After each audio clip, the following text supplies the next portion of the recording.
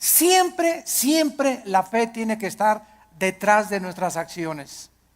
Y si la fe no está detrás de nuestras acciones, no estamos agradando a Dios. Es imposible. La palabra imposible, insisto, significa que no hay posibilidad alguna de agradar a Dios de otra manera. Fíjense qué importante es esta conferencia. Y a continuación dice el Espíritu Santo, porque es necesario, o es implícito, que el que se acerca a Dios, ¿cómo nos acercamos a Dios? Creyendo que Él existe. Si tú te pones hoy en la mañana a orar, Señor, te pido por mi hija, mira que tiene 3 días que se fue mi hija. Oh, Señor, no tengo trabajo. ¿Tú crees que te estás acercando a Dios con fe?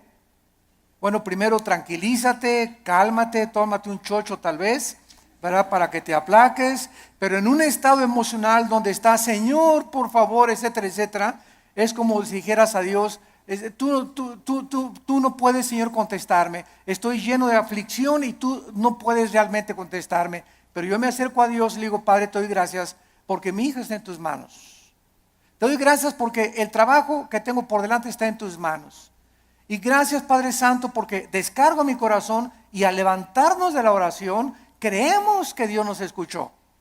Pero si tú te levantas después de orar con la misma aflicción, con la misma tensión, con el mismo estrés, con la misma ansiedad, vuélvete otra vez a hincar, porque no has agradado a Dios. A través de la oración, cuando nos acercamos a Dios, tenemos con nuestra acción, después de estar en la presencia del Rey, creer que realmente Él nos ha escuchado. Y además hay que creer otra cosa, que Él es galardonador. O sea que Dios nos va a recompensar todo vaso de agua que nosotros demos. Un simple vaso de agua a cualquier persona en el nombre de Jesús. Dios no es olvidador ni deudor para olvidar lo que Él nos tiene que dar, para bien o para mal.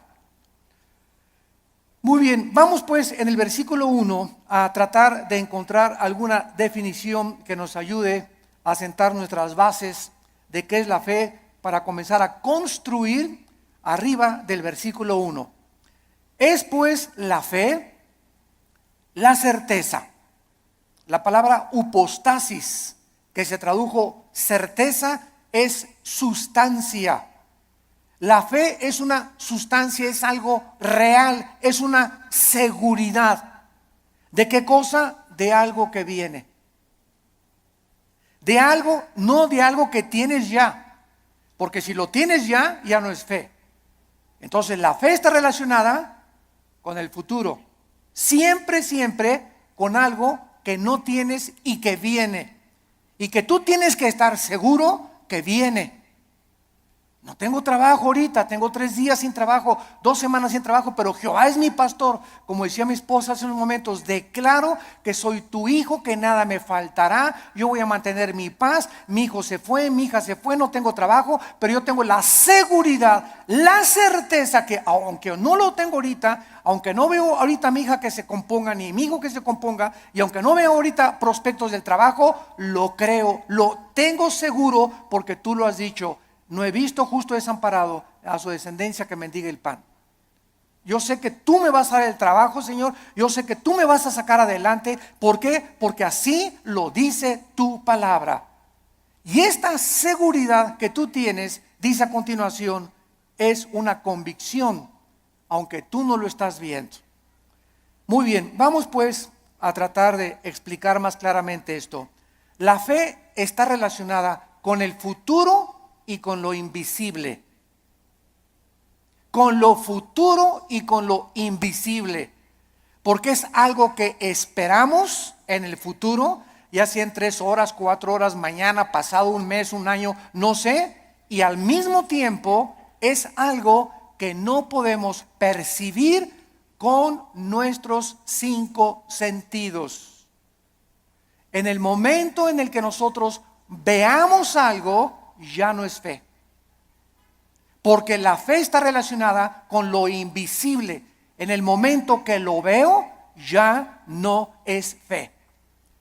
Por eso cuando alguien dice, si yo veo un milagro, si yo veo un milagro, voy a creer, esto es la antítesis de la fe.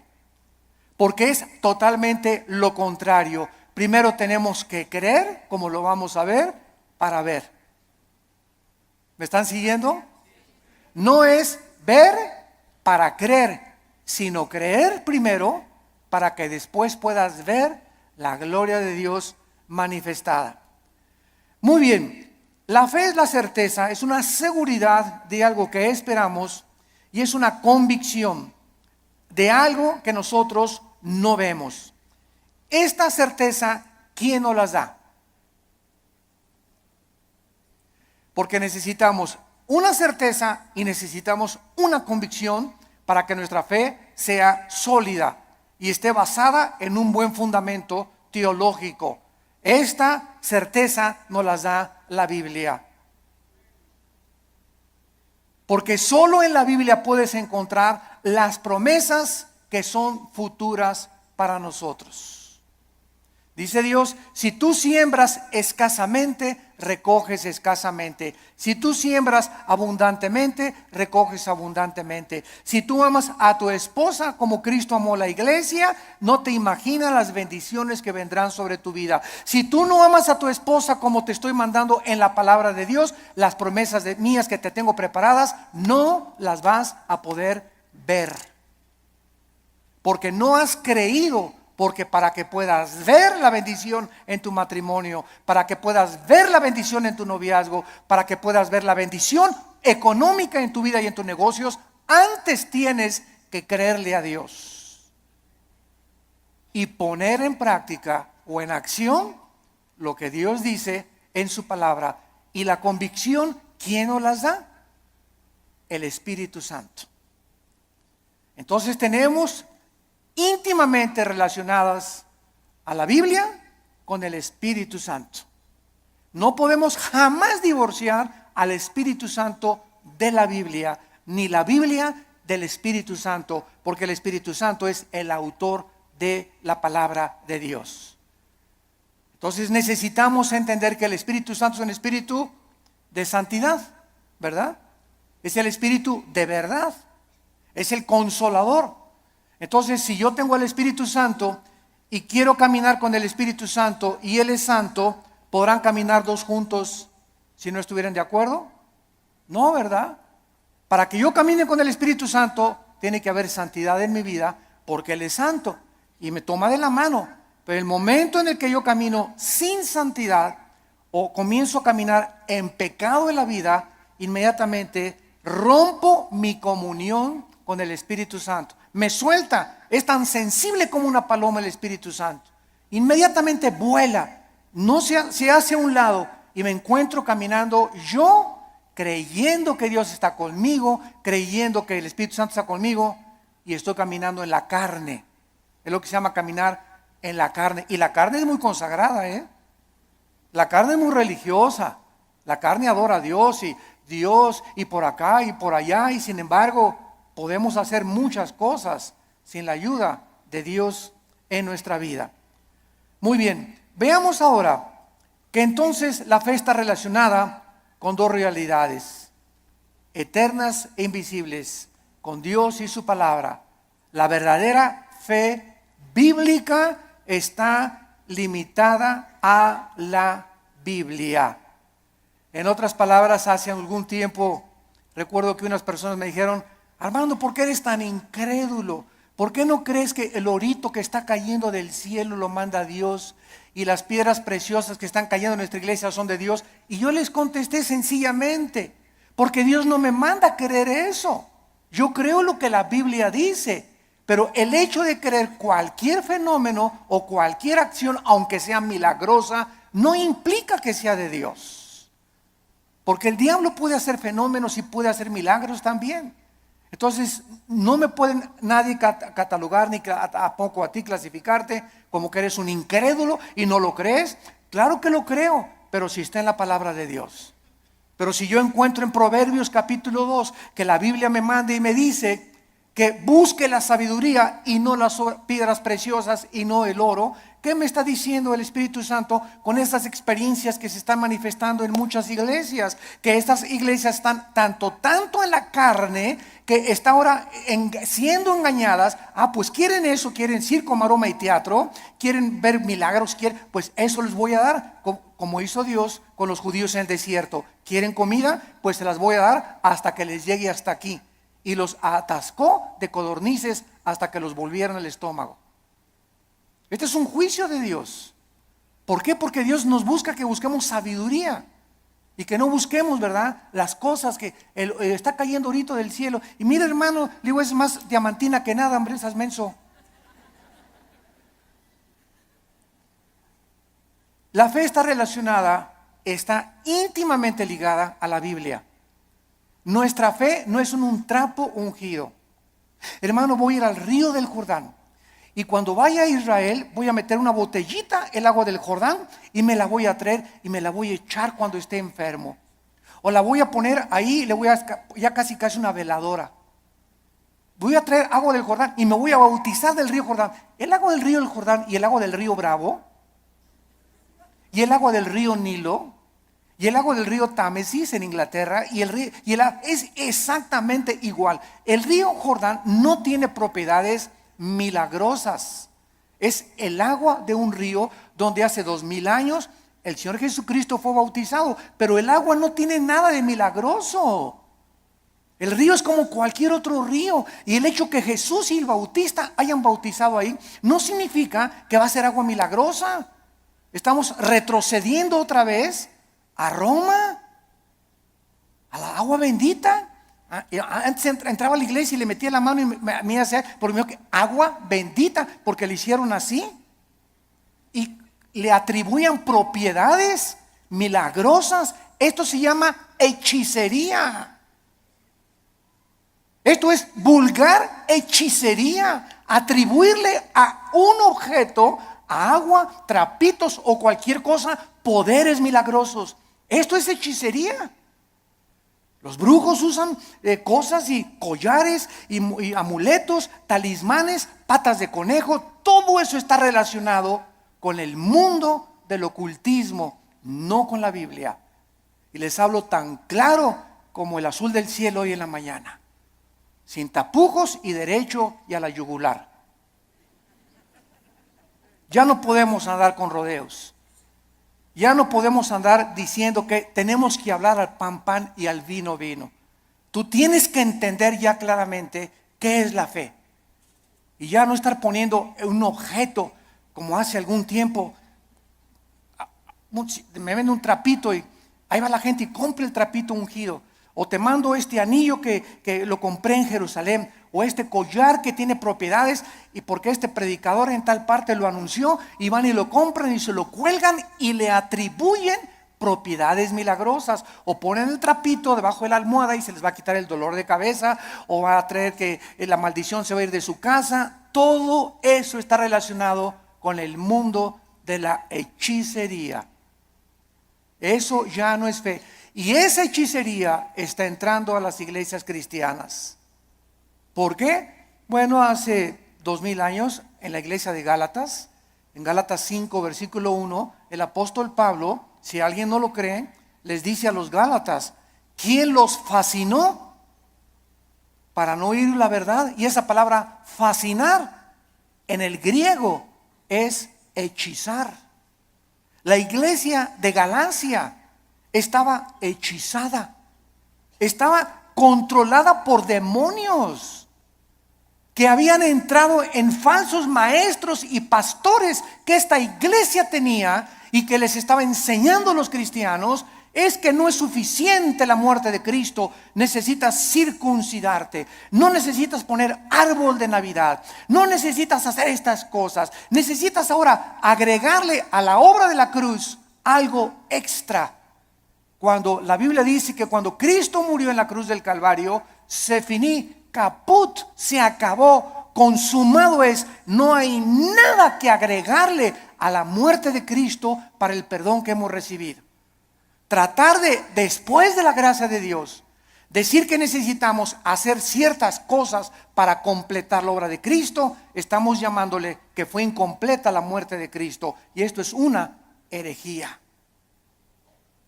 Hace algún tiempo, bueno, más bien no algún tiempo, hace algunos días, me entrevistaron en un programa de televisión. Y una de las preguntas que siempre me hacen en Colombia, en Guatemala, donde quiera que voy es, ¿qué se pierde la salvación? Siempre me preguntan esa pregunta. ¿Por qué? Porque el 65-70% de la cristiandad cree que se pierde la salvación. ¿De dónde sacaron esta doctrina?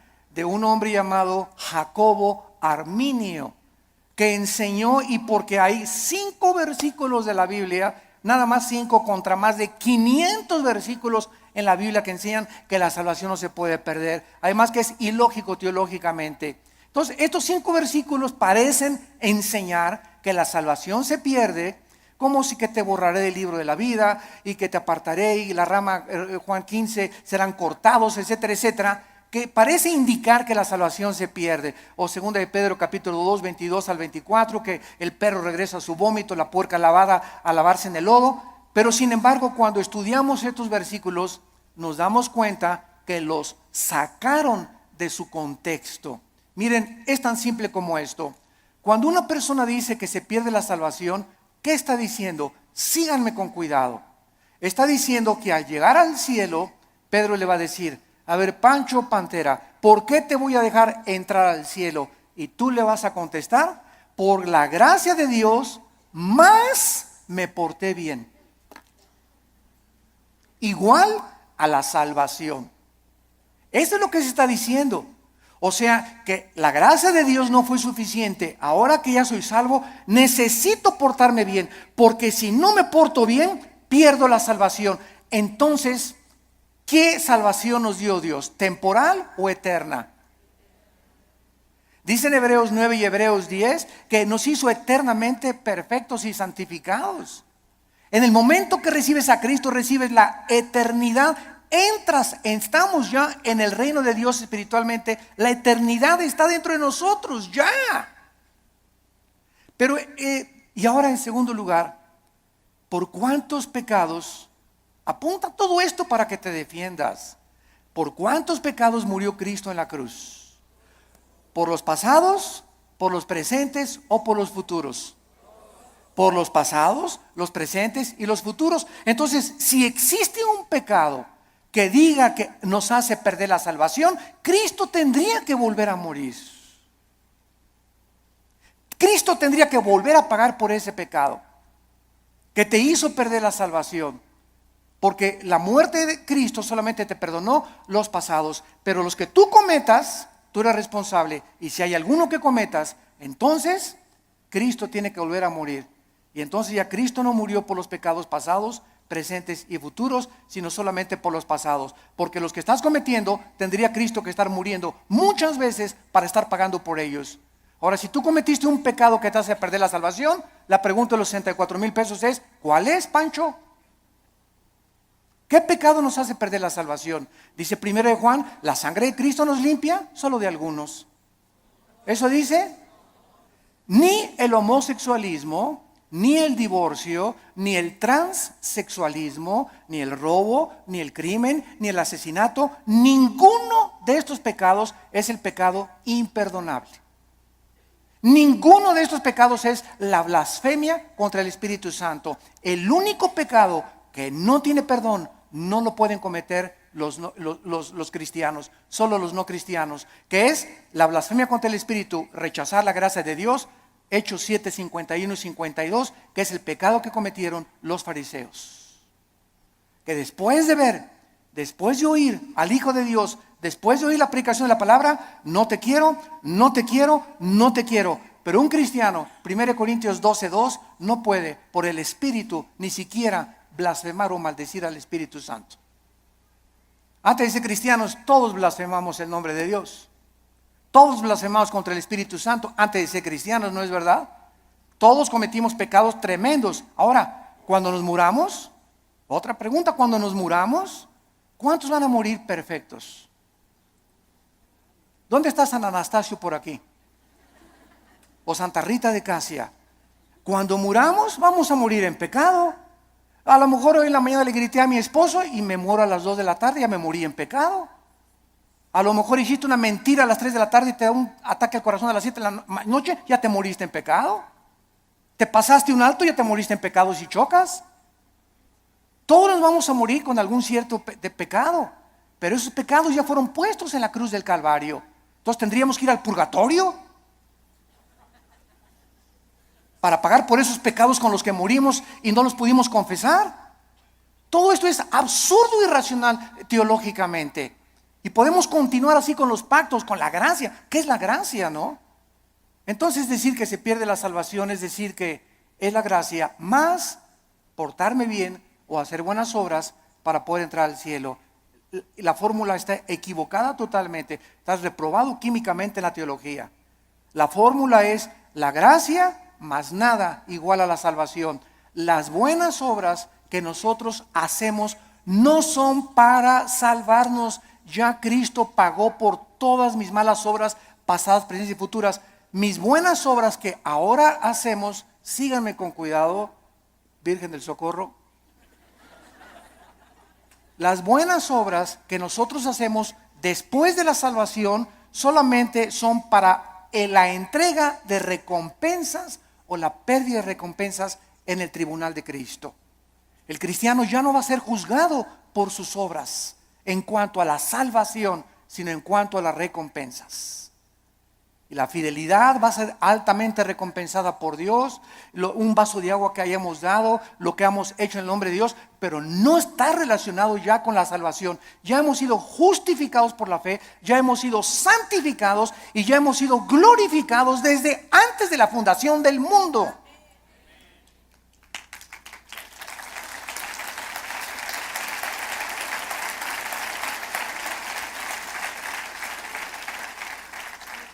Tenemos que desenterrar otra vez la doctrina de la salvación en el siglo XXI y volverla a enseñar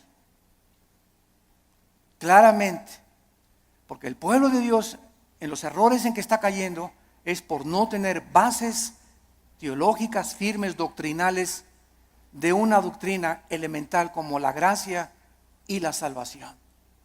Y por todos lados, porque todo el mundo lo cree, yo también lo creo. Demuéstramelo con la Biblia y lo voy a creer entonces.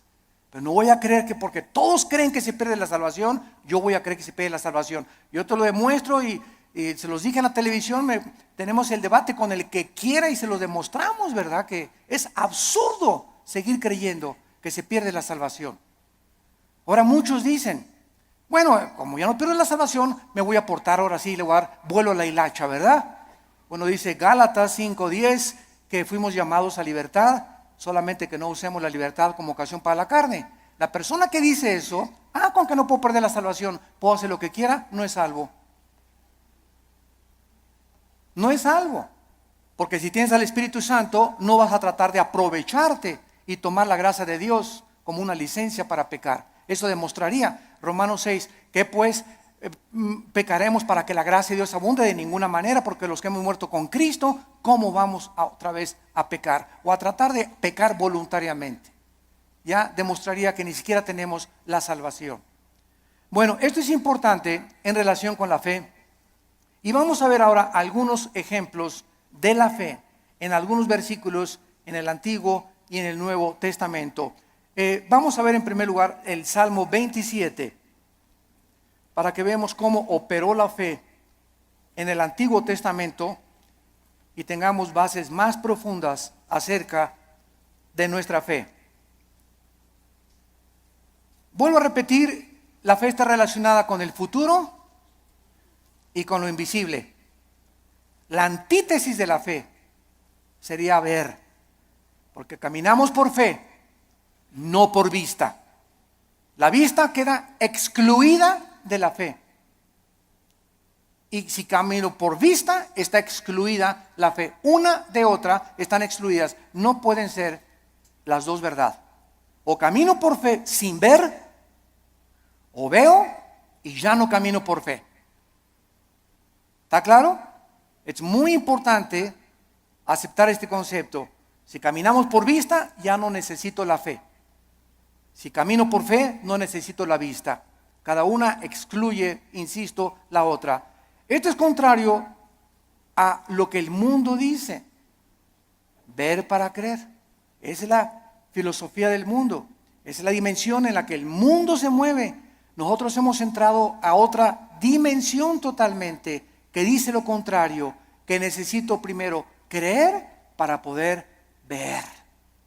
Dice el Salmo 27, versículo 13, cuando David se encontraba afligido, perseguido por Saúl, sin trabajo, escondido en una cueva, criticado, sus hijos de David se volvieron contra él. Bueno, el pobre David, ¿verdad?, tenía todo tipo de tribulaciones, iguales a las que tenemos muchos de nosotros. Y David nos manifiesta y nos exhibe una verdad preciosa.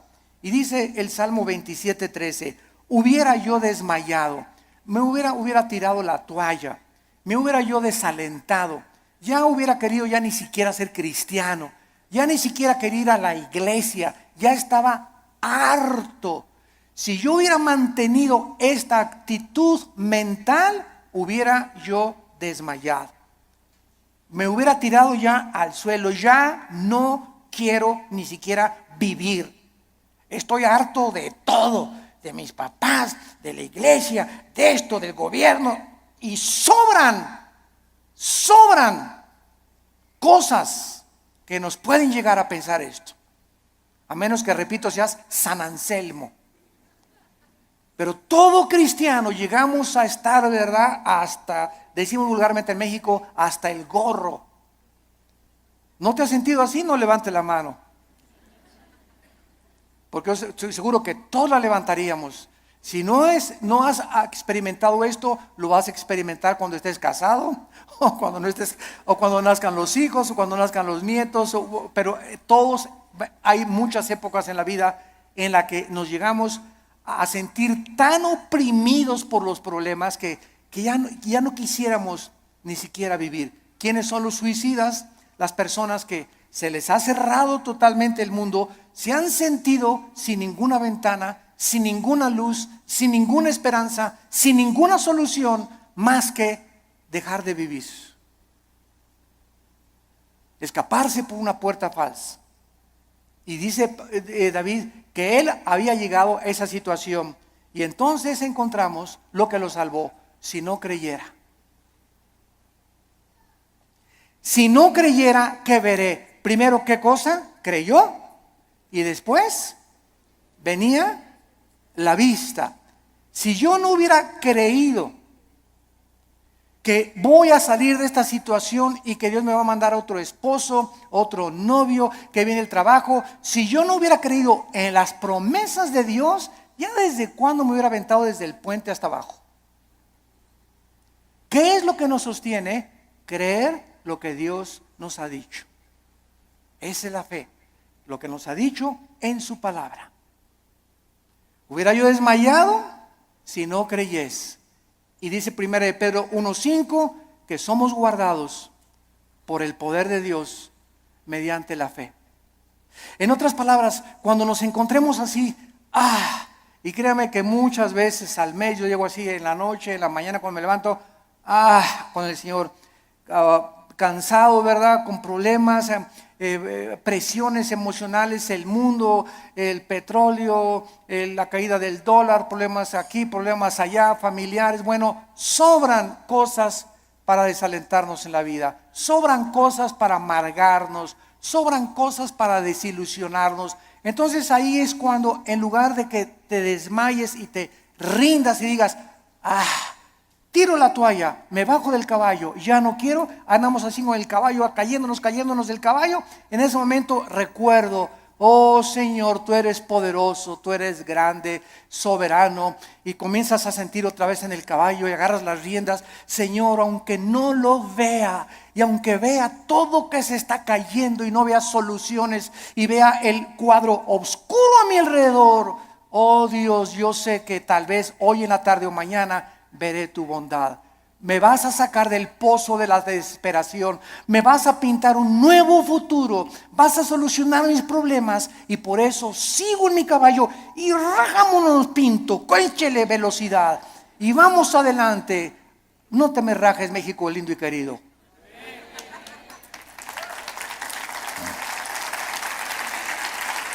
No nos echemos para atrás.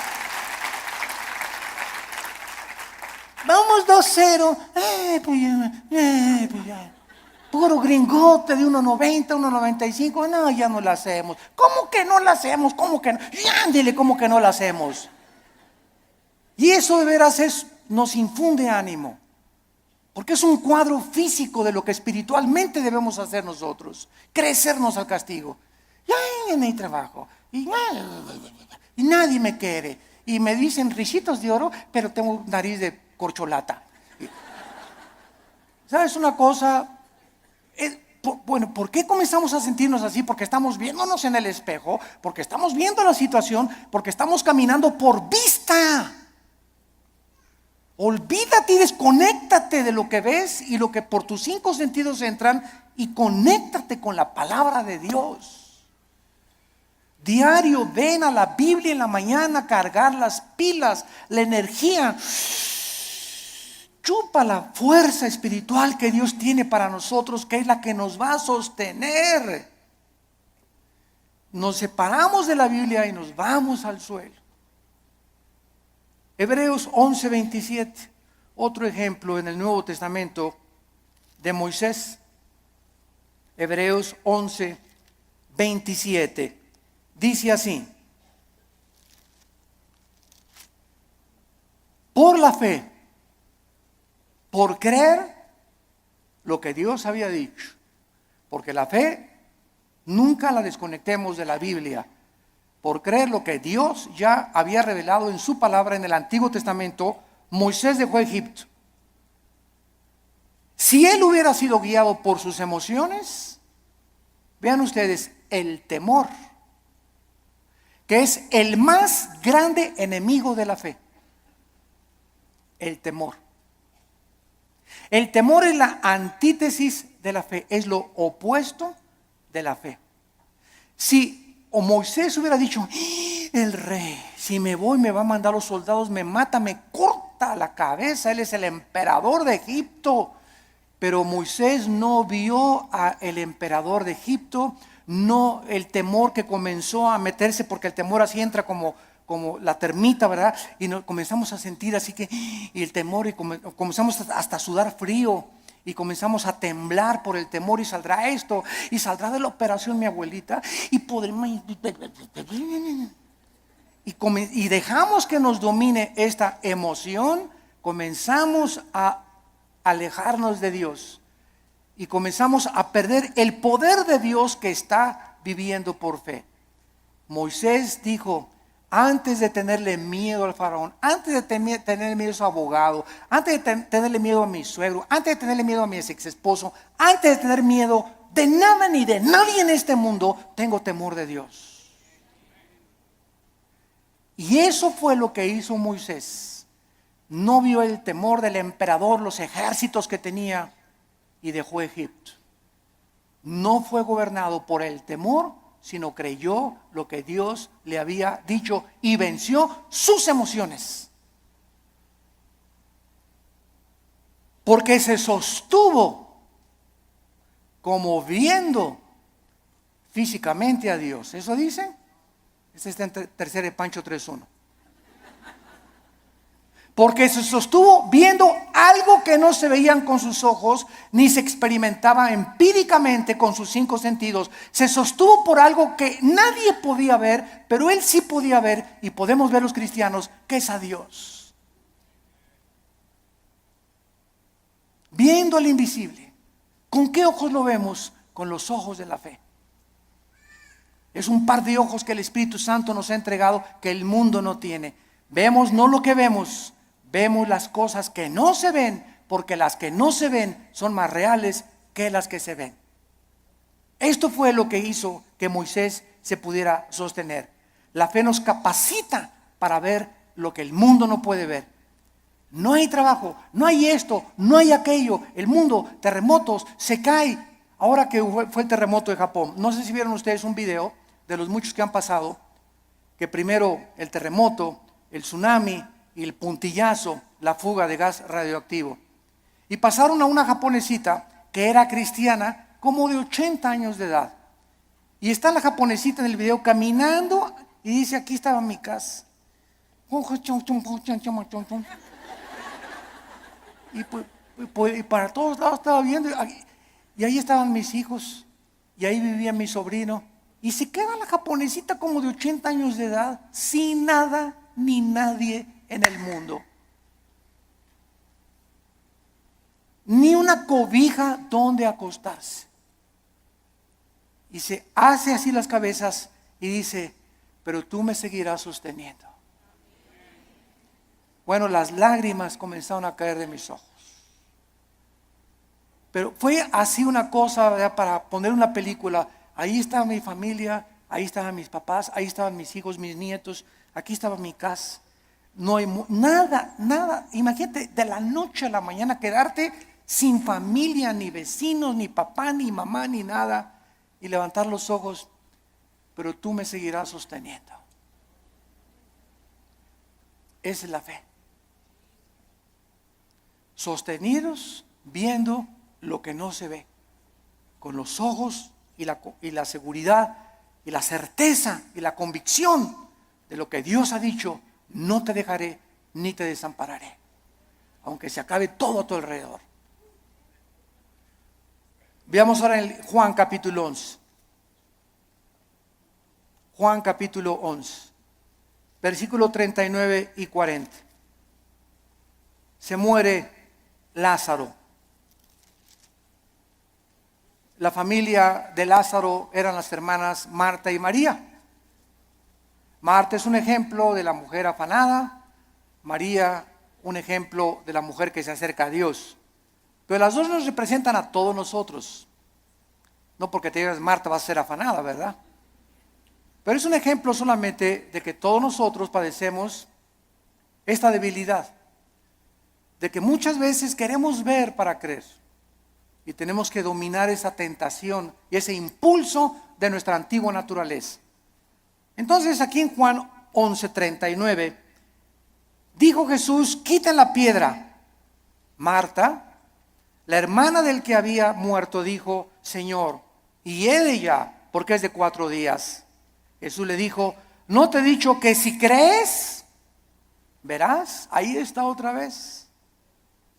Marta, tú no tenías que haber visto que se alivió ahorita. Hemos llegado al punto que lo dejé morir, porque Cristo dejó morir a Lázaro. ¿Se acuerdan que cuando le avisaron? Señor, Lázaro se está muriendo. ¿No hizo caso? Y era el mejor amigo de Jesús y la familia que lo hospedaba y le daba de comer a Jesús, y tenía según un cuartito especial para Jesús cuando pasaba por ahí Jesús. Y no hizo caso Jesús, y Lázaro se murió. Y ya que tenían 3 días, Jesús dice a los discípulos, vamos a donde está Lázaro. Y ahora sí, como decimos en México, ¿ya para qué? ¿Ya para qué? ¿Ya para qué? Pues ¿cómo que ya para qué? Pues eso decimos nosotros, pero no lo dice Jesús ni Dios tampoco. Y llega Jesús, los discípulos, ¿ya para qué, Señor? ¿Ya para qué? Ya pierdes tu tiempo. Y es que todo, dice Cristo, lo hice llegar a este punto, y te estoy haciendo llegar a este punto donde pierdas tu trabajo, donde tengas esa enfermedad, donde pases esto. Estoy llevando las cosas al extremo para que cuando estén en el extremo, ahí pueda yo ser grandemente glorificado por tu vida. Yo cuántas personas he visto que se enferman de cáncer y que son sanadas y que dicen, Dios mío, hasta los médicos, pero esto es un milagro. Pero si no hubiera sido esa enfermedad, no hubiera sido glorificado Dios. Si no hubieras perdido tu trabajo y un trabajo te viene milagrosamente, ¿cómo podrías decir, Señor, solo tú pudiste haberme dado este trabajo? Fue un milagro. Así como ayer la selección mexicana fue un milagro que ganara. Pero aquí no se mete, ¿verdad?, la fe. O sea, 2-0 decimos, ya al 2-0, yo ya iba a pagar la televisión. La neta. Dije, ya, nah, ya, otra goliza. ¿Cómo nos vamos a levantar de un 2-0 con estos gigantones gringos, verdad? Y cuando viene y te das cuenta, ¿no? Que, caray, digo, lo que no parece, se puede convertir en una realidad. Entonces muchas veces Dios deja que lleguemos a ese 2-0 y que parezca que todo está perdido. No está perdido. Porque Él es Dios y Él es alguien que ha dicho, no te dejaré, desampararé, estaré todos los días contigo hasta el fin del mundo. Podemos, aunque perdiere mi padre y mi madre, con todo Jehová no me dejará. Porque Él es nuestro sostén. Y le dice Cristo a Marta, si tú crees, vas a ver la gloria de Dios. Tenemos que ver espiritualmente para poder creer. La gloria no puede venir hasta que no creamos. Por ejemplo, en el área económica, en el área matrimonial, en el área de relaciones sociales, en el área de nuestras amistades, en todo esto se cumple primero creer para ver. Dios le dice a los maridos, amen a su esposa. Tú amas a tu esposa sacrificialmente y comienzas a quitar todas las imágenes de otras mujeres de tu vida, etcétera, etcétera, y ve Dios tu fidelidad mental y espiritual, porque los pensamientos no le engañan a Dios. ¿Qué hace Dios cuando un hijo está haciendo lo que la Biblia dice porque quieres agradar a Dios? Te bendice. No te imaginas cómo te bendice. Señor, pero que tú ya tiene 20 kilos de más, Señor. ¿Cómo tú? ¿No puedes cambiar una llanta vieja por una nueva? Como dicen en Guanajuato, ¿verdad? Y sabes una cosa, que cuando estamos casados no es solamente la pasión. La pasión dura la luna de miel 3 o 4 días y dura también en el triunfo del amor. Pero todas esas pasiones que tú ves y esos enganches que se dan esas cosas, no duran. Y claro que nos seguimos besando y todo, ¿verdad? Pero entonces ya entras al matrimonio y ya entras a un nivel donde no solamente es pura pasión, hay problemas y bajadas y comienzas a entrar a una madurez donde maduras con tu esposa y te das cuenta que es una relación que tiene que durar toda la vida hasta que la muerte nos separe, porque está basada en un cordón de 3 dobleces, que es Jesucristo. Entonces ya no está basada tanto en el físico como en una relación espiritual, porque los matrimonios que duran son los matrimonios que los dos son discípulos de Cristo. Cuando dos caminan hacia Dios, es como un triángulo. Dios está en la punta del triángulo y aquí está el hombre y la mujer. Cuando el hombre y la mujer caminan los dos siguiendo a Cristo, cada vez están más cerca el uno con el otro, porque más cerca están de Dios. Y ya podemos vencer esas cosas de cámbiame, la verdad. Oye, es que no vas a tener Miss México toda tu vida. ¿Qué querías, verdad? ¿Que tu esposa te durara así? Tiene que dar a los 50 años tu esposa, a los 60 años tu esposa, el cuerpo se deforma, igual él tiene panza de Santa Claus ya también, ¿verdad? Pero nos seguimos queriendo. Entonces nuestra antigua naturaleza demanda ver para creer, puesto que depende de los sentidos, pero no de la palabra de Dios. Y vemos en penúltimo lugar 2 Corintios 4. 2 Corintios 4, versículos 17 al 18. Y dice el apóstol Pablo, esto es tremendo. Estamos tratando de encontrar la fe en el Antiguo y en el Nuevo Testamento en algunos pocos versículos. 2 Corintios 4, 16 y 17 al 18. Por tanto, otra vez dice Pablo, no desmayamos. Qué peligroso es darnos por vencidos. Qué peligroso es tirar la toalla en la vida cristiana. Qué peligroso es desesperarnos. Qué peligrosísimo es desanimarnos. Qué peligroso es. Porque cuando un cristiano es animado, pa' que ya, se te viene una horda de demonios que van a agravar tu situación, se va a convertir en una cosa crónica en tu mente, vas a comenzar a sufrir unas depresiones. Las personas que sufren de depresión continua, todos somos deprimidos de vez en cuando, pero cuando somos deprimidos ya 3, 4, 5 días deprimido, estás bajo ataque del maligno.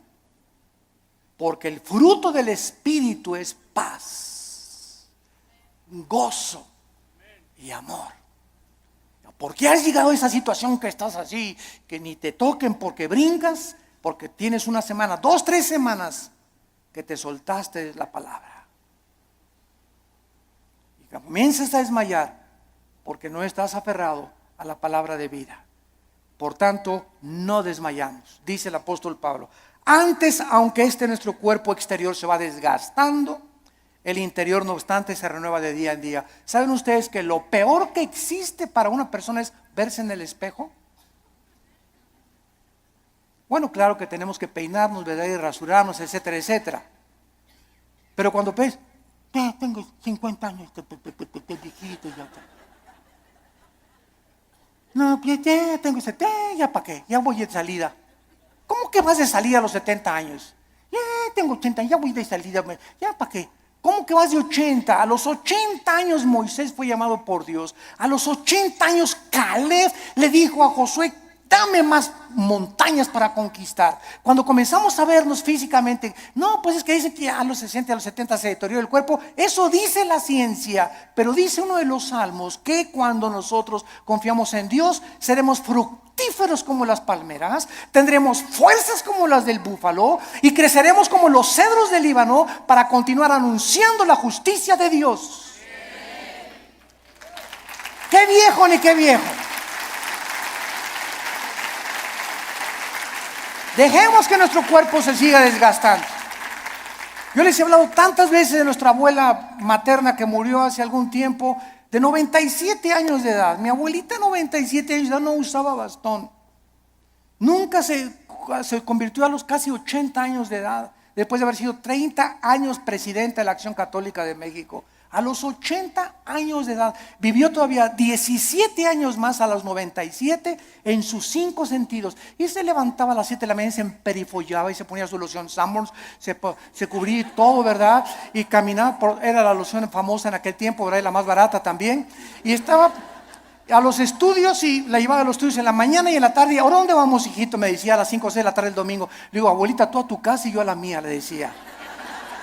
Porque todavía traía cuerda a los 95, 96 años, traía cuerda todavía, porque, a ver, y vamos a ver una película mejor de Walt Disney, ¿no? Y llévame a cenar, abuelita, que me desgastas, abuelita, me dio más de 50 años de edad, pero ¿qué era lo que la sostenía ella? Y que nunca, siempre el gozo, siempre contenta, ¿verdad? Regañando a todos y por aquí y por allá. Se parece mucho a mi mamá, ahorita ustedes la conocen, a la general, a mi mamá, ¿verdad?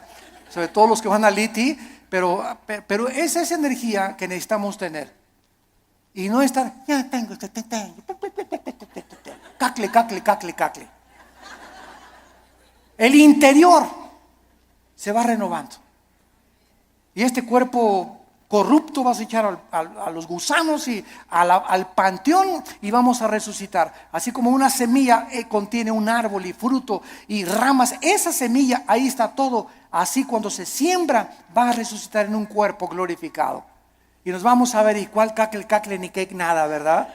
Sino que tenemos que mantener esa energía y esas fuerzas, esas ganas para vivir para Dios. Porque los que se mueren pronto son los que no tienen ganas de vivir para Dios. Ya, para que ya yo llegué, ya voy de salida. Tienes que hablarle a tus nietos y tienes que hablarle a tus viejitas y tienes que ir a los asilos a predicar. No te encierres nada más, cacle, cacle, cacle. Nada, hay mucho que hacer todavía. La energía la tenemos por dentro y olvídate por afuera. No te veas en el espejo. Ve lo que Dios está haciendo internamente con tu alma. Dice Pablo, porque esta leve tribulación momentánea, miren nada más cómo considera Pablo la vida. En primer lugar, los problemas, las aflicciones y los sufrimientos son leves. Dice Pablo, es como si un mosquito me hubiera picado. Todo lo que he sufrido, las pedradas, la persecución, me arrastraron, mis hijos me dejaron, a mi esposa las violaron, fui castigado por Dios.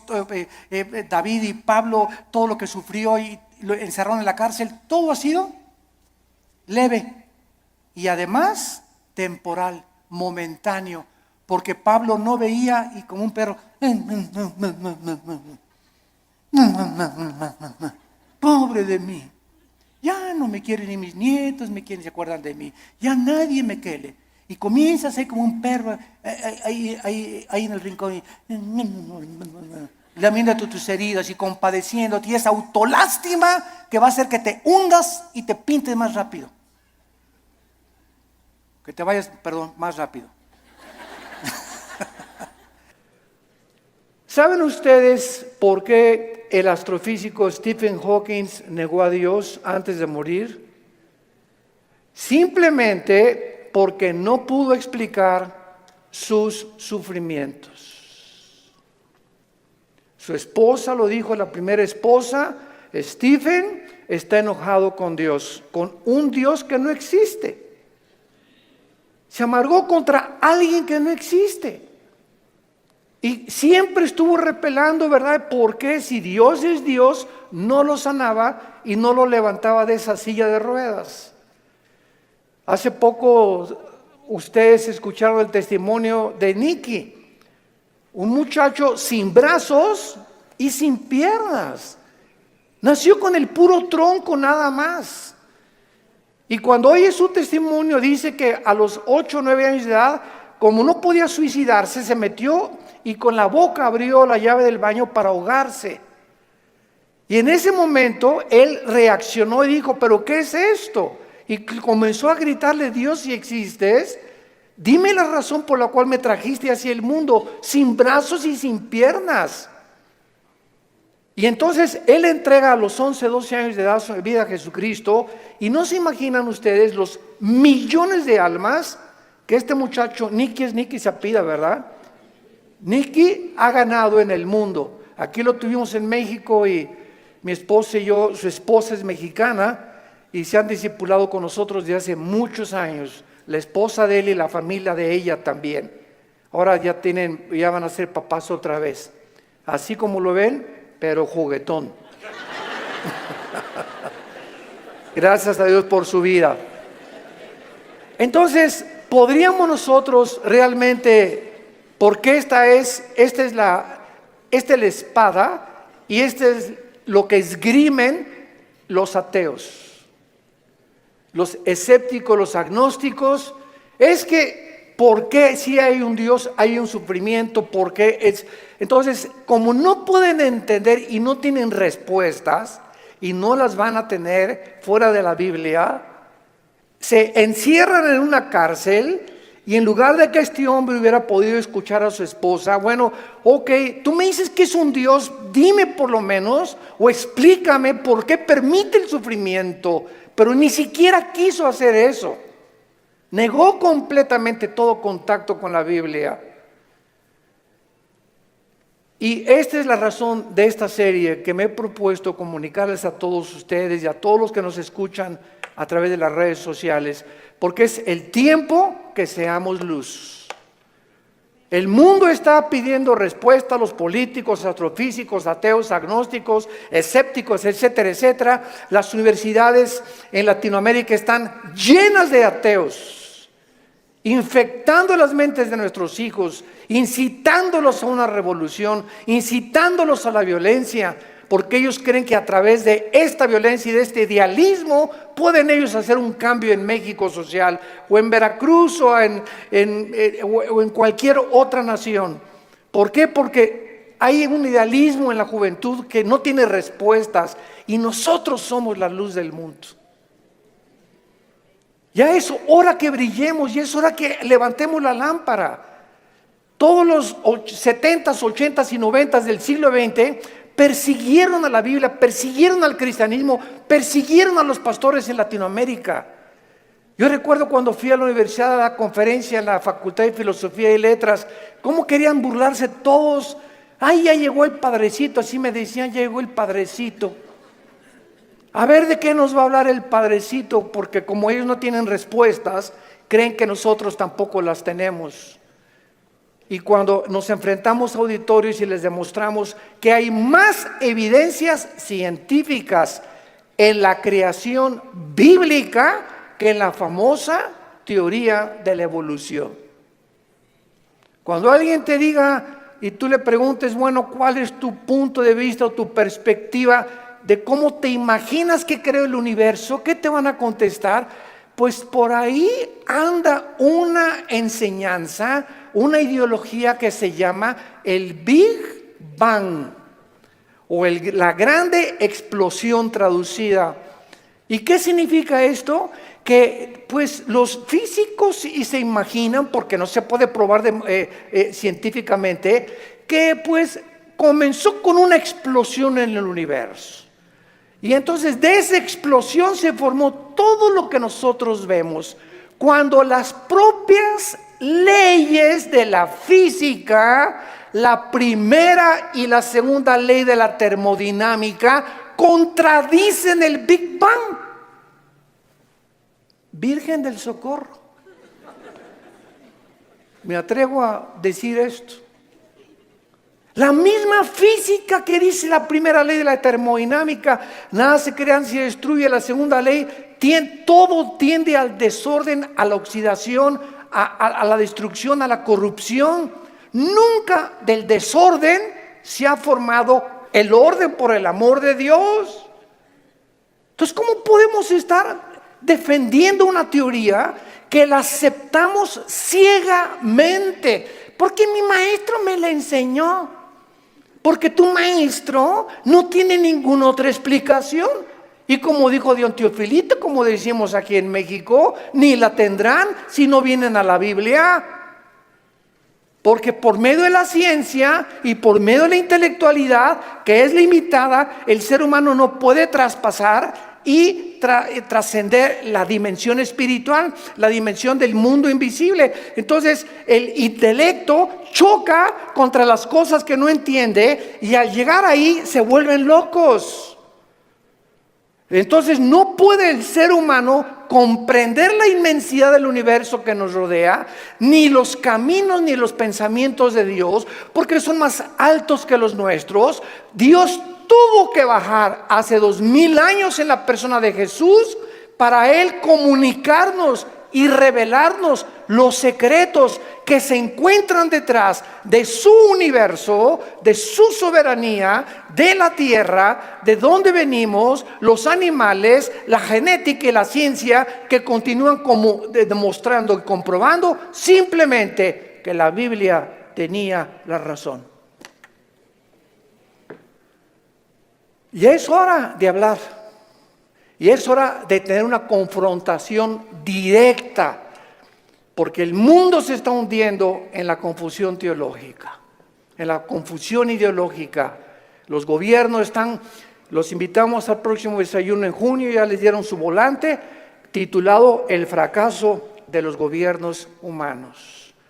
Otra vez, ¿verdad? Vamos a examinar todos los gobiernos, nazismo, fascismo, monarquías, democracias, etcétera, etcétera. ¿Por qué ninguno ha funcionado? ¿Por qué siguen peleándose? ¿Por qué ahorita ya los partidos políticos en todas partes del mundo, ya sus convicciones, los estatutos en los que formaron sus partidos se están deshaciéndose y contagiándose con el otro? Es como si nosotros dijéramos, soy cristiano, pero me voy a juntar con los mormones y con los musulmanes. Cuando los principios de los musulmanes, los principios de los mormones y el cristianismo se contradicen unos a otros. Entonces, ¿creo realmente que mis convicciones son reales y es la verdad? ¿O necesito otras ideologías porque no estoy seguro de lo que yo creo? Es una tristeza, se están derrumbando ante nuestros ojos todas las ideologías y todas las filosofías del mundo. Los sistemas de pensamiento están confundidísimos como jamás lo habían estado. Gubernamentalmente, teológicamente, filosóficamente, económicamente, es una confusión en el mundo tremenda. Es el estrés por el cual vive la gente. Es una incertidumbre de dónde está la verdad, dónde está la luz, quién tiene la verdad. Tú dices que en aquella religión, tú dices que en aquella religión. Discúlpame, en ninguna religión en la persona de Jesucristo. Porque tú puedes tener X religión sin tener la verdad ni tener al Hijo de Dios en tu vida. Él fue el que vino y nos dijo, no los católicos, no los evangélicos, no los nazarenos, no los mormones. Jesús dijo, yo soy la verdad. Y cuando Él entra a tu vida, se te caen las vendas. Y de alguna forma el entendimiento se nos comienza a expandir. Y solo Dios, el Espíritu Santo, puede hacer que nuestra mente se abra para que cuando vengamos a la Biblia podamos entender, porque la Biblia, el autor es el Espíritu Santo, necesito al Espíritu Santo morando en mí para comprender los pensamientos de Dios. Ven a la Biblia sin el Espíritu Santo y vas a chocar contra los pensamientos de Dios, porque el hombre natural no entiende las cosas del Espíritu, porque para él son locura, porque estas cosas no se intelectualizan, estas cosas se disciernen espiritualmente. Veamos ciertos pasajes a continuación que nos van a servir de base para poder dar una explicación y comenzar ya a levantar la bandera de la fe. Dice en Romanos 5, versículo 3, y no solo esto, sino que también nos gloriamos en las tribulaciones, sabiendo que la tribulación produce paciencia. Alguien viene sin el Espíritu Santo y lee este versículo, la conclusión a la que llega dice, esto lo escribió un loco. ¿Cómo puede alguien que está atravesando tribulaciones o problemas gloriarse? Inmediatamente se enfrenta a esta persona con una pared. Pero es que esta persona no entiende que las próximas palabras es que estas tribulaciones y estos sufrimientos, Dios los está usando para formar nuestro carácter, que si no sufrieras, de otra manera no podrías aprender muchas cosas en la vida que solamente a través del sufrimiento se aprenden. Dice Salomón en Proverbios, el sufrimiento purifica el corazón. Esta es la razón por la cual comenzamos ya a entender, y cuando comenzamos a entender los pensamientos de Dios, y aunque no vamos a ser libres del sufrimiento, por lo menos Dios va a entrar a nuestra vida y nos va a dar una esperanza para que en ese valle de sombra y de muerte tengamos paz. Para que en medio de las tribulaciones que tú estás atravesando y en medio del divorcio que estás ahorita enfrentando y el abandono de tu esposo y el abandono de tu esposa y el abandono de tus padres, por lo menos en medio de ese horno de fuego donde que tú estás atravesando, Jesús está contigo. Y aunque no se va a acabar hasta que Él venga todas estas cosas, Él nos da la fuerza para resistir hasta el final con gozo. Y la paciencia solamente es el fruto de las pruebas y las tribulaciones. ¿Se imagina lo que la Biblia dice? ¿Y para qué quiere la paciencia, Señor? Si no tienes paciencia, te vas a casar con el chavo equivocado. Si no tienes paciencia, te vas a casar con la muchacha equivocada. Si no tienes paciencia y eres una persona impulsiva que compras y vendes, etcétera, etcétera, sin meditar ni reflexionar nada, vas a comprar la casa equivocada, el carro equivocado, el viaje que Dios no quería que hicieras lo vas a hacer por tu impaciencia, porque por naturaleza somos impacientes. Entonces la Biblia nos comienza a abrir los ojos y nos dice, espérame tantito, la paciencia es una virtud elemental para que puedas tomar decisiones y no te arrepientas el día de mañana. Pues yo quiero la paciencia, Señor. Viene entonces el fuego de la prueba. No tengas miedo de las tribulaciones. Mi esposo, hermano, parece un martillo conmigo y duro y duro y duro y duro. Hermana, pues mientras más, te está haciendo tu esposito, sin que te des cuenta, estás desarrollando una capacidad para aguantar. Que si no quieres hacer eso, pues sácate un cuchillo y vete sobre de él entonces. Y acaba con tus problemas. Hace muchos años, quiero irme con mucha calma con estas conferencias porque son muy importantes y tratar no se imaginan, oren por nosotros, por mi esposa y por nosotros, nuestros hijos. Necesitamos mucho de las oraciones de todos ustedes y le pido a Dios mucha oración que siempre que yo estoy enfrente de un público pueda yo tener la capacidad de explicar su bendita y profunda palabra.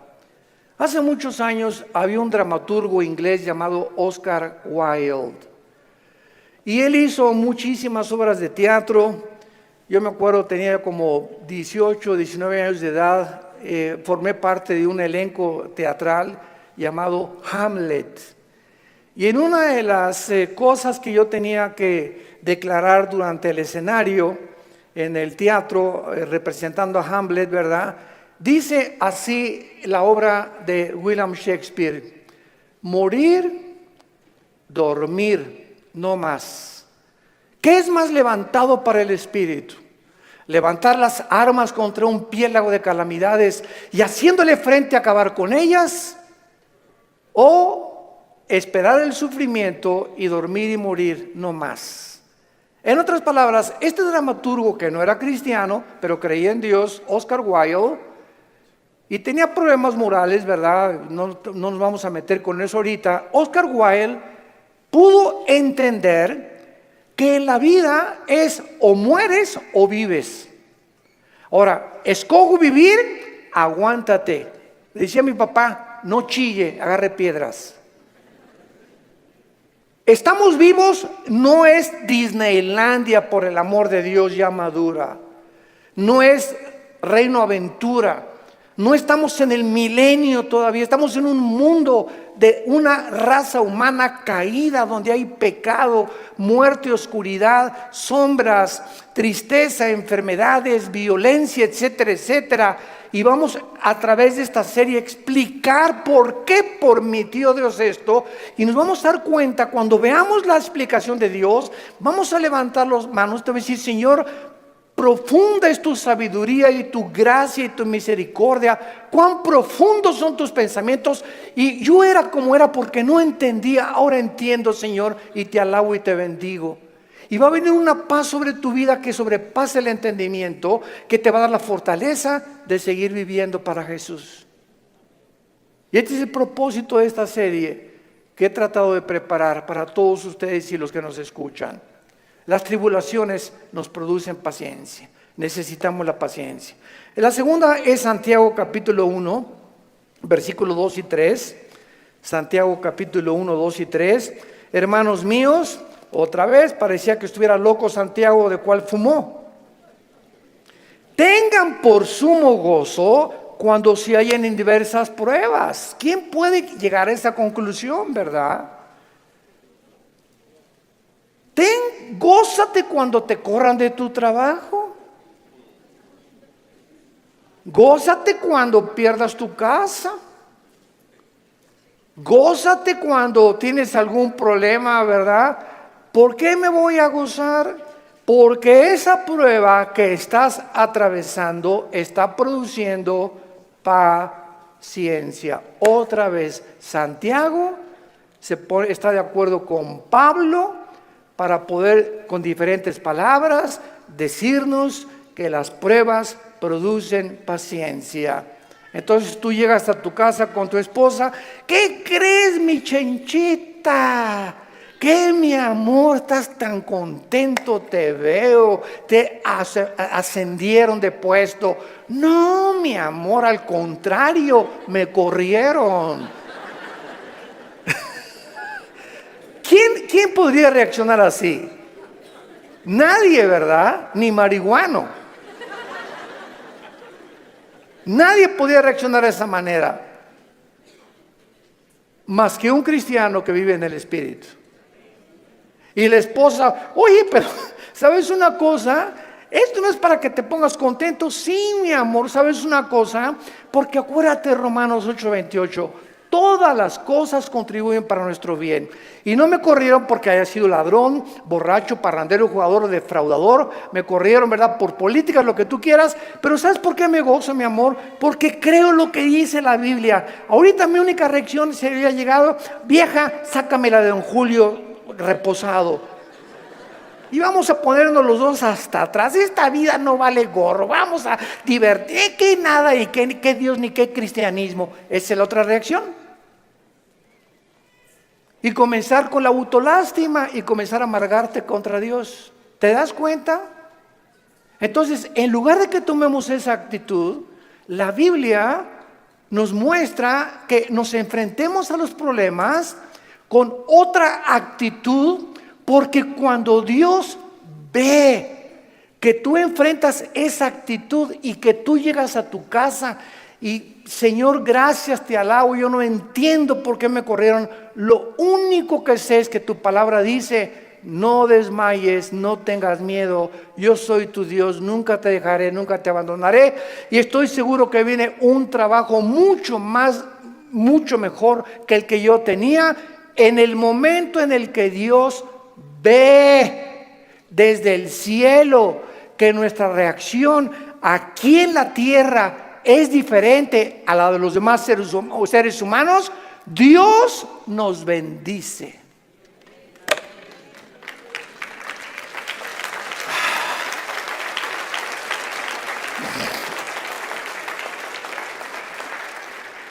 Porque sin fe,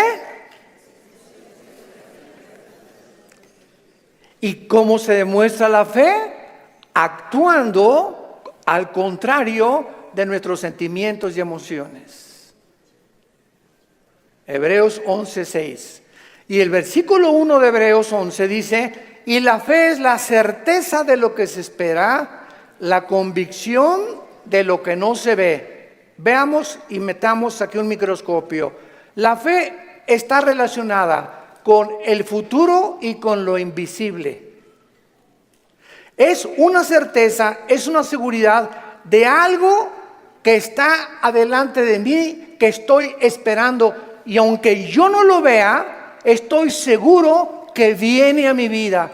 Y además estoy tan convencido, aunque no lo vea. La fe, si no es algo que tú estás esperando y no estás convencido, tu fe es la fe de los demonios. Dice Santiago capítulo 2 que los demonios también creen. No, yo creo en Dios.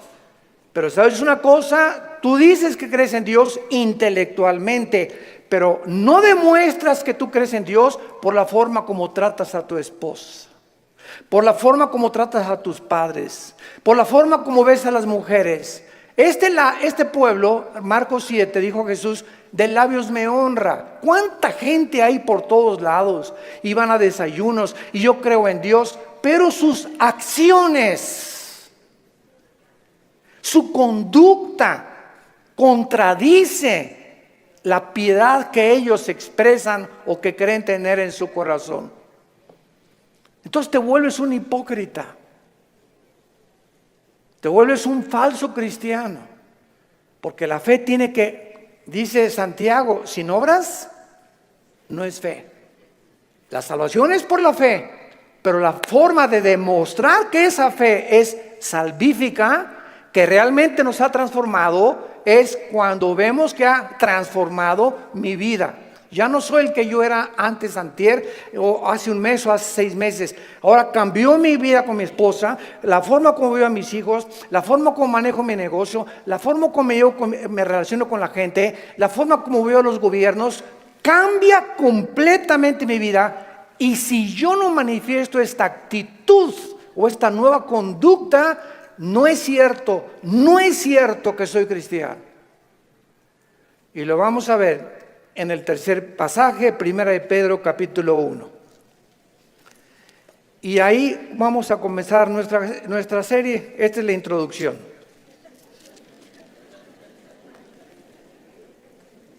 En 1 de Pedro capítulo 1, versículo del 6 al 9, escribe el apóstol Pedro, y los recipientes de esta carta eran judíos perseguidos por Roma.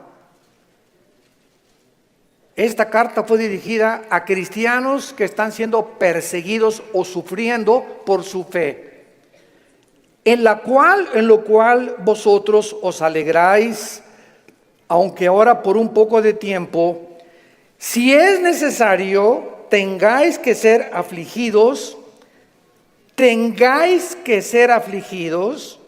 en diversas pruebas, para que sometida a prueba. Vuestra fe, mucho más preciosa que el oro, el cual, aunque perecedero, se prueba, con fuego se añade en alabanza, gloria y honra, cuando sea manifestado Jesucristo, a quien amáis sin haberle visto, en quien creyendo, aunque ahora no lo veáis, os alegráis con gozo inefable y glorioso, obteniendo el fin de vuestra fe, que es la salvación de vuestras almas. En otras palabras, y este es el tercer principio espiritual de nuestra serie, la fe de todos aquellos que han dicho: Jesús, entra a mi vida. Ayer en el desayuno tuvimos más de 35 decisiones, gracias a Dios, y la gente que hace una decisión por Jesucristo, quiero que lo sepas, tu fe va a ser probada. Tu fe va a ser probada. ¿Y saben ustedes dónde comienza a ser probada? En la familia, con tus hermanos y con tus papás o con tus primos. ¿Por qué? Porque la primera prueba de la fe es la persecución. Ayer nos contaba mi hermano Alejandro, él es el director del Instituto Teológico Internacional del LITI, y me nos contó una anécdota mientras veníamos de Toluca al desayuno en el camino, que yo no la conocía de mi hermano. Y me dice: Armando, tú sabes que cuando yo me convertí, porque él fue el primero en la casa que se convirtió. Y yo los correteé como 2 o 3 años. Una vez quise incendiar una reunión de oración. El gadareno era Pinocho comparado con los demonios que yo traía. Y se los digo en serio. Y me dice mi hermano: tú sabes que cuando yo me convertí, guié a la casa, y mi mamá inmediatamente me quiso correr. Ya te metiste con una secta, quién sabe qué te metieron, etcétera, etcétera. Total, dice, me tuve que salir de la casa y a los 4 días regresé a la casa. ¿Y qué crees? Estaba un cuñado mío, nuestras hermanas, la abuela, los tíos, y me hicieron juicio. Todos alrededor de la mesa diciéndome: a ver, acércate por favor, estamos escuchando que ya te cambiaste de religión y que andas por ahí con unos aleluyas y quién sabe qué tantas cosas, y en esta familia la única religión que tenemos es tal y tal y tal y tal cosa. Y dice mi hermano: yo lo único que hice es a todos ellos que me hicieron juicio por haber aceptado a Cristo, en lugar de que contentos de que dejé las drogas, porque era bien hipioso mi hermano antes, y le metía todo, ¿verdad? En lugar de que estuvieran contentos, estaban completamente enojados que yo había comenzado a leer la Biblia. Y lo único que les dije fue, puse la Biblia en medio de todos y les dije: ¿la han leído? Y comenzaron todos a voltearse unos con los otros. No, Chepo. Pues si no la han leído, ¿qué base tienen para juzgarme que yo estoy mal? Porque si no es la Biblia la base de nuestra fe, ¿qué es entonces? Yo no les dije que fui con los mormones ni que fui con soy un musulmán. Estoy en un grupo de cristianos que leemos la Biblia. Y si ustedes no leen la Biblia, no tienen ninguna base. Dice mi hermano: desde esa vez nunca se volvieron a meter conmigo. Pero vino la persecución inmediatamente, y vendrá contra ti también, y comienza en la propia familia. ¿Por qué? Porque Dios nos sacó de las tinieblas de nuestra familia para regresar a nuestra familia e iluminarlos y sacarlos también al reino admirable de la vida de Jesucristo. Y si tú en tu familia no eres una luz, y en tu medio donde trabajas no eres una luz, y no estás dando testimonio de Jesucristo, tu cristianismo es religioso nada más. Y recibirán poder. ¿Para qué? Para poder enfrentar al mundo. Sin ese poder no se puede enfrentar al mundo. Hechos 1:8. Y recibirán al Espíritu Santo y me serán testigos. Entonces vemos nosotros que tiene un propósito todo esto. Muy bien, vamos pues a comenzar esta serie con las siguientes declaraciones y reflexiones. No cabe duda que vivimos en un mundo completamente disfuncional. No hay un solo matrimonio funcional. El matrimonio es la unión de dos extraterrestres. Pero por si fuera poco, dos extraterrestres que ninguno se conoce ni se entiende el uno al otro. Y vas a tener 60 años de casado, como dijo un gran predicador hace algún tiempo en un estadio en Estados Unidos que lo escuché. Yo tengo 60 años de casado más o menos y sigo sin entender a mi esposa.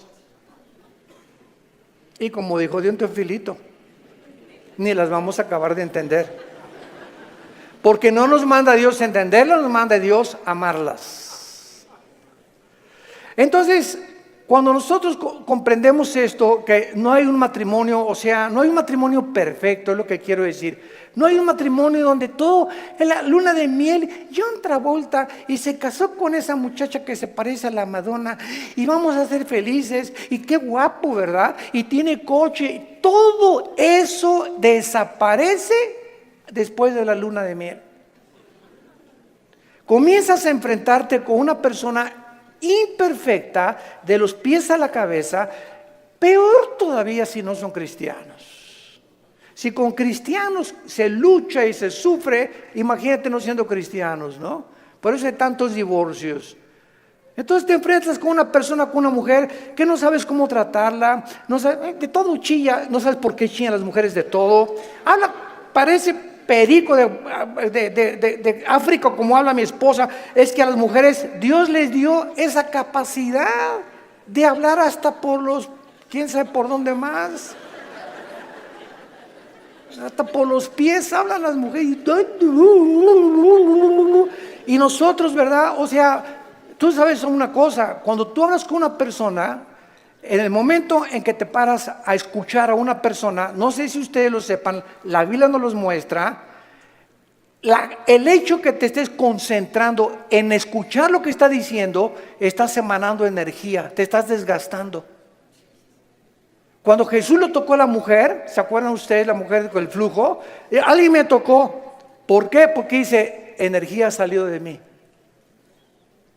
Todo el sufrimiento que ella tenía se lo transmitió y Jesús en su hipersensibilidad sintió inmediatamente. Hoy eligieron los apóstoles, pero todo el mundo te toca. No, hay alguien que me tocó con el propósito de recibir algo de mí y lo sentí en mi espíritu. Es una hipersensibilidad espiritual tremenda. Pero cuando tú te sientas con alguien, entonces esta es la razón por la cual mujeres, los hombres nos sentamos y viene tu esposa y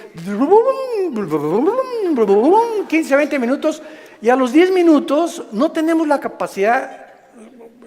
Yo no sé cuántos de ustedes sean superhéroes, ¿no? Pero la mayor parte de los hombres no tenemos la capacidad de oír más de 10, 15 minutos. Comenzamos, sí, amén, gloria a Dios, mi amor. Sí, es cierto, sí, te amo, tienes toda la razón, ¿no? Comenzamos ya con el avión, etcétera, etcétera. Pero ustedes las mujeres, mi esposa se junta con otra mujer, cuando se juntan las pastoras, y 6 horas sin parar. Yo llego a los restaurantes, me recoges a las 7, sí voy a las 7, y ahí está, digo, oye, mi amor, te dejé a las 2 de la tarde y sigues en la mesa platicando con ellas, y se despiden, y están en la puerta del restaurante, bye, y en la noche llega y le siguen hablando por teléfono. Señor mío y Dios mío. Jesús, María y José, el burrito que los acompaña. Así son. Dejémoslas, felicitémoslas, pero no las contradigamos, mucho menos, porque así las hizo Dios. Las mujeres tienen 7 días al mes que sus hormonas cambian drásticamente en la famosa menstruación. Y durante esos 7 días no te atrevas a decirle nada. No te atrevas a tocarla tampoco, ni sexualmente tampoco, porque está prohibido en la Biblia. Son tiempos en el que vuela la mosca y se ponen a llorar, hipersensibles. Es una semana en la que hay que yo te llevo el desayuno a tu cama, mi amor, yo voy a lavar los trastes, yo te lavo la ropa del bebé o lo que sea, ¿verdad? Y comienza el hombre a entender la naturaleza femenina, que no estamos para que ellas nos sirvan, no son nuestras esclavas ni nuestras sirvientas. Y cuando comenzamos a darles lo que ellas necesitan, porque las comenzamos a comprender, es cuando vienen las bendiciones de Dios. Es cuando vienen las bendiciones de Dios. ¿Por qué estamos haciendo así? Y no somos mandilones. Eso no es ser mandilón. Lo hacemos porque Dios nos dice: ama a tu mujer como yo te amé desde la cruz, con un amor sacrificial. Y cuando yo veo sacrificarte por tu esposa, te voy a bendecir como no te imaginas.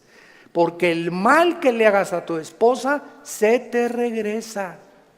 Es como un boomerang. Se te regresa, dice en Efesios capítulo 5. Nadie aborreció su propia carne, sino que la cuida y la sustenta como Cristo a la iglesia. El daño, las groserías, los gritos, el adulterio mental que traes contra tu mujer, se te regresa y detiene las bendiciones de Dios.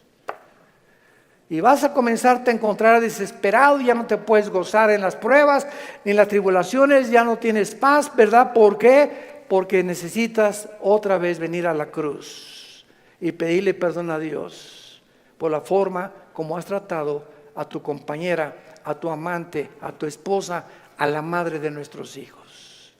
Ahí viene. ¿Por qué lo hacemos? Por la fe. Y sin esta fe es imposible que yo agrade a Dios. Vivimos un mundo disfuncional. Tenemos que entender esto.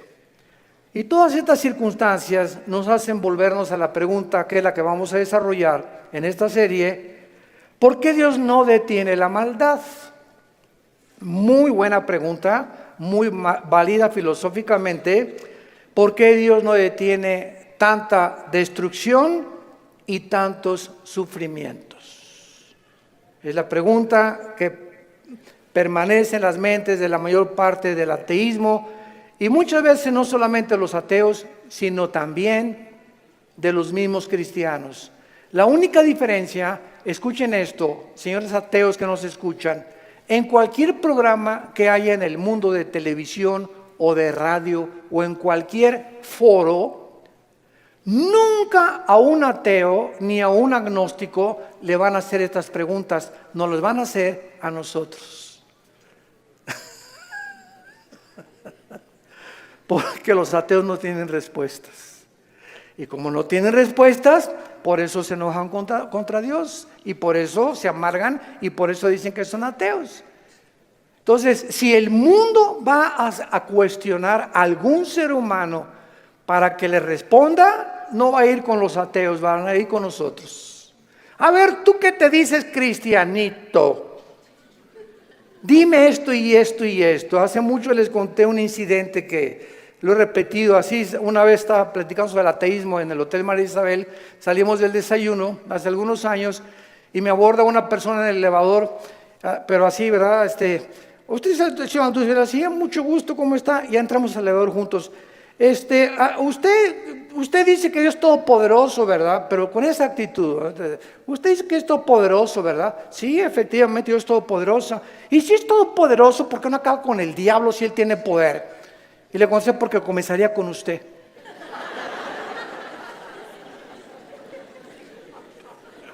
Dele gracias a Dios. Le cambió completamente su perspectiva, ¿no? O por lo menos ya le di tarea para ir reflexionando ella a su casa, de que hay respuestas y que si realmente Jesús hubiera venido o ahorita acabara con la maldad, acabaría con todos, porque perverso y engañoso es el corazón de todos los seres humanos. Entonces démosle gracias a Dios que no lo ha hecho y que en su paciencia, dice en 2 de Pedro capítulo 3, está esperando para que todos o la mayor parte de los seres humanos se arrepientan antes de que juzgue severamente este mundo.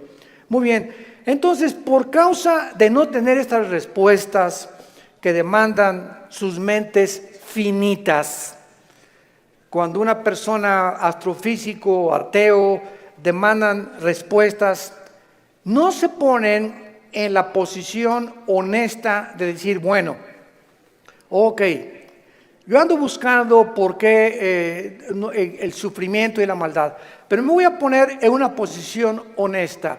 Yo soy un ser humano, amén, lo soy. Si soy un ser humano y si existe Dios, es lógico, vamos a hacer una línea lógica elemental, es lógico que sea un ser sobrenatural y sería imposible poder comprender los pensamientos, así como un niño no comprende los pensamientos de su padre, ni de un filósofo. Aunque es el mismo cerebro, no está desarrollado el niño de 6 años como el de uno de 25 años de edad. Entonces, siguiendo esta línea de lógica, si existe un Dios, tiene que ser mucho, mucho más grande. Entonces, yo estoy ante un universo lleno de misterios, estamos llenos de misterios. Si hay extraterrestres, si no hay extraterrestres, si existen los hoyos negros, si no los hoyos negros, si es el otro, que cómo comenzó el universo, de dónde venimos, bla, bla, bla. Estamos llenos de misterios. Entonces, estos misterios no voy nunca a comprenderlos con la mente de caracol que tengo, porque si existe Dios, es un ser hiperdimensional. ¿Qué necesito? Buscar dónde lo puedo encontrar. Si existe un Dios, ¿dónde lo puedo encontrar? Entonces hay mucha gente honesta intelectualmente que se envuelve en religiones. Entonces, por eso Sigmund Freud, el padre del psicoanálisis freudiano, dijo es que el ser humano busca a Dios porque tiene miedo a la oscuridad y a lo desconocido.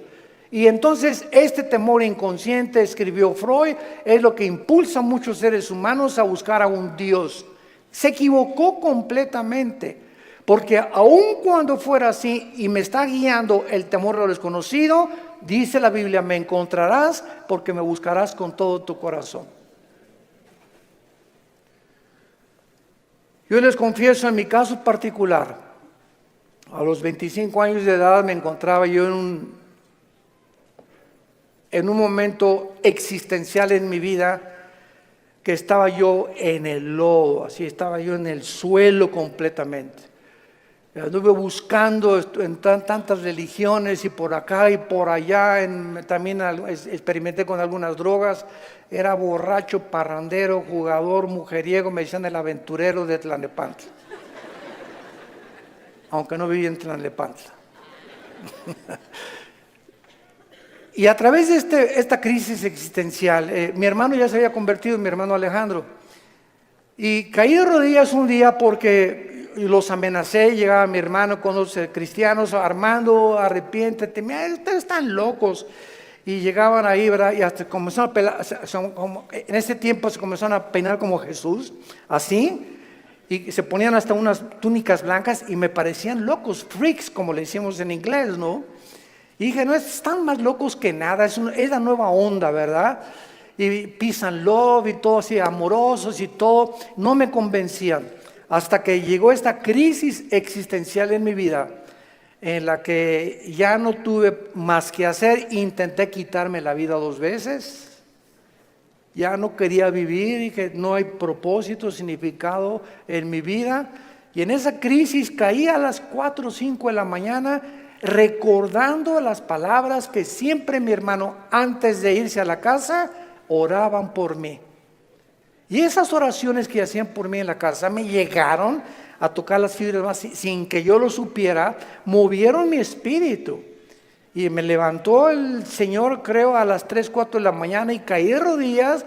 Le dije, Dios, si tú existes, te necesito. No sé quién eres, pero yo te necesito si tú existes.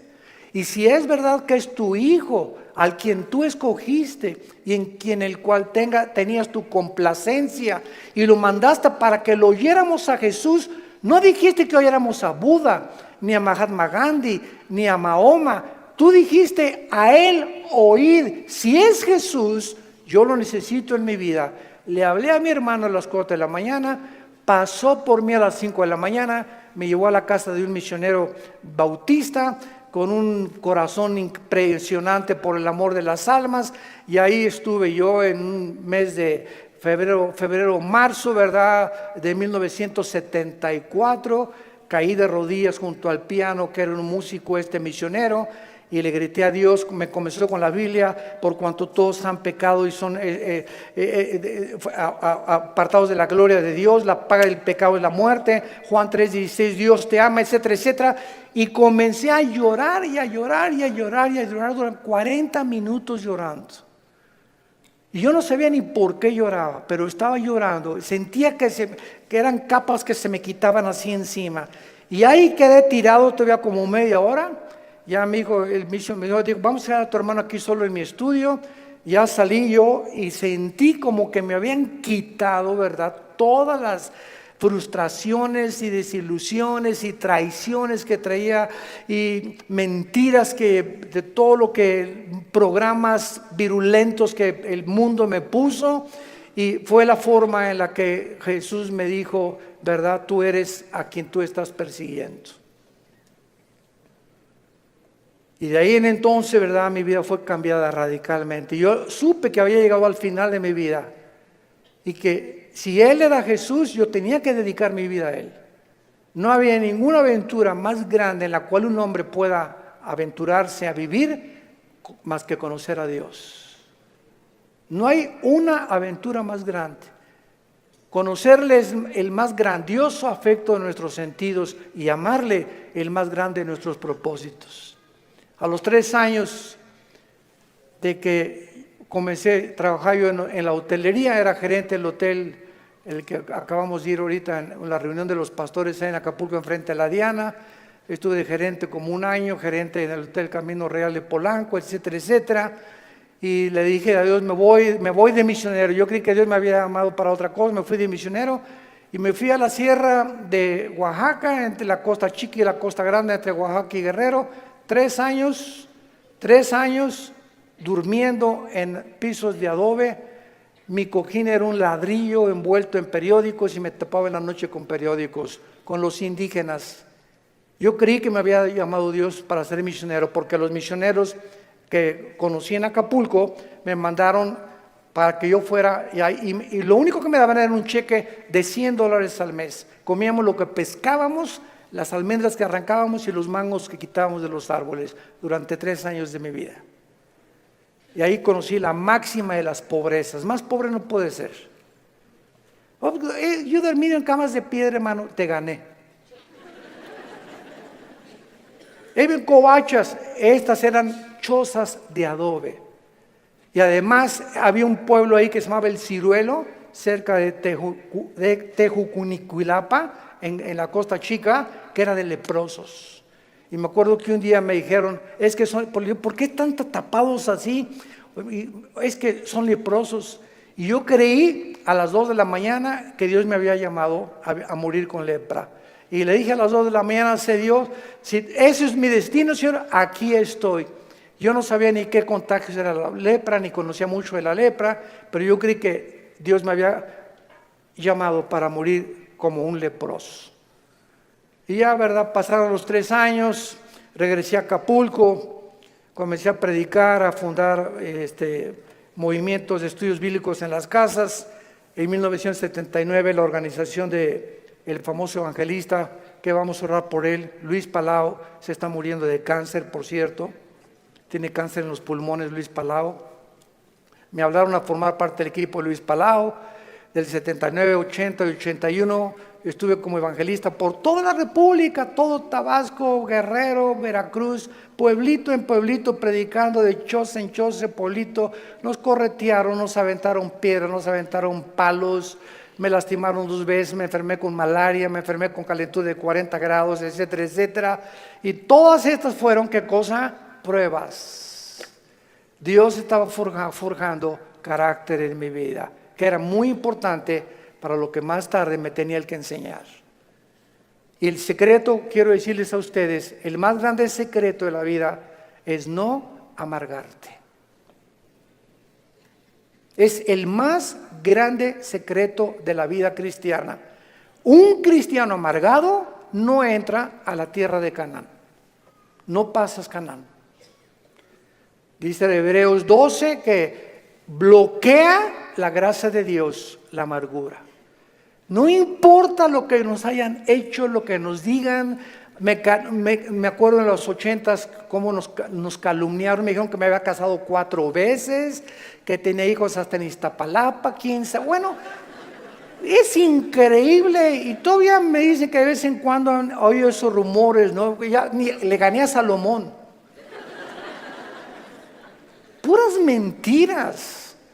Pero el diablo es encargado de verdad de buscar la forma de desprestigiarte, de impedir. Pero ¿sabes una cosa?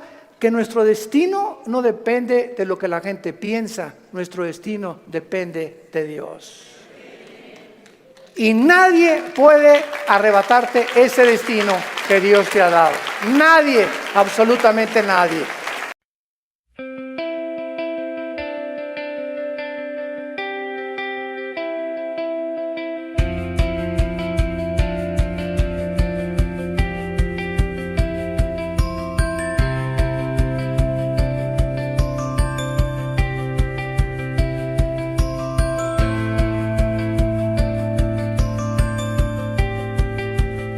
We filled the room with borrowed fire, talked all night, never tired. Every word hit hard and true, like broken drums we always knew. Windows open, summer air, laughing like we own the year. Your voice still rings inside my head, 1,000 things we almost said. Now the walls don't answer back, just footsteps fading down the tracks. We were loud, now we echo, from a roar to a trace of sound. What was real feels hollow, like a ghost we still hang around. We don't fight, we don't talk, we just let go of the truth we never said out loud. We were loud, now we echo in the silence we found.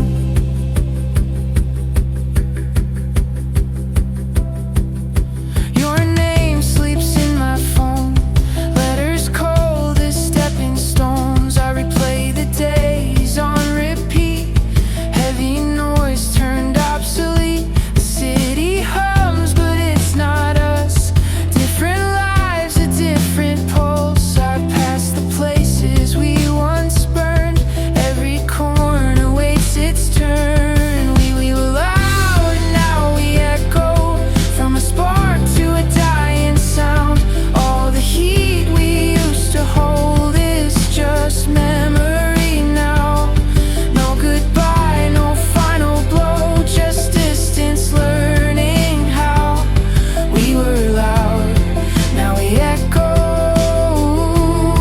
fading out somehow.